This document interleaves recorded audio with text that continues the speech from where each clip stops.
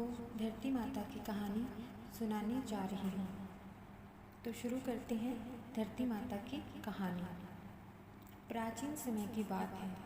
एक गांव में एक माँ और उसका बेटा बेटी रहा करते थे।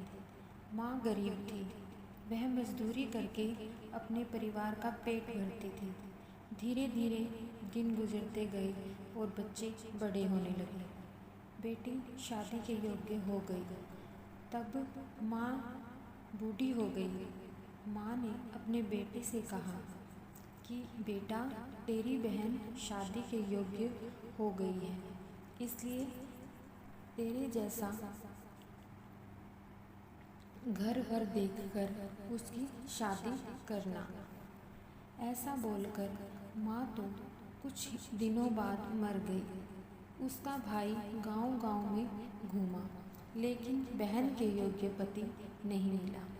वह घूम घूम कर थक गया और एक दिन सोचने लगा कि मेरे जैसा तो इस दुनिया में कोई नहीं है, इसलिए मैं ही इससे शादी कर लेता हूँ। ऐसा सोचकर वह चुनरी और शादी के लिए सब सामान ले आया।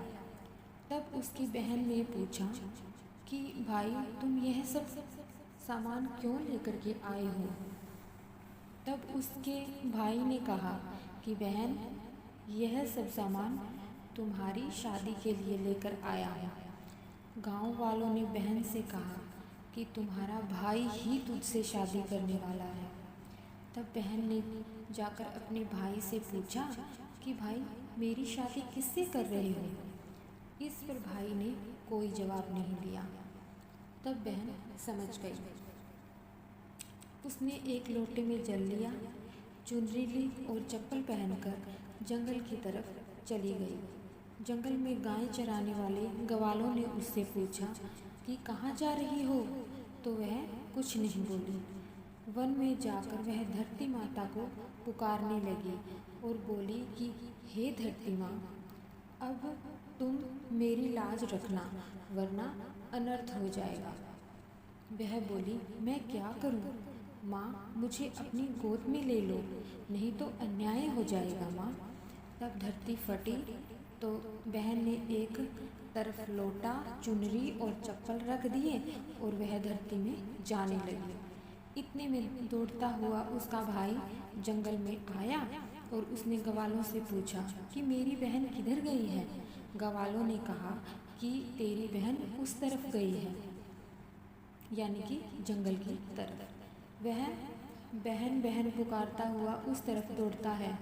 तब वह देखता है कि उसकी बहन धरती में समा रही है।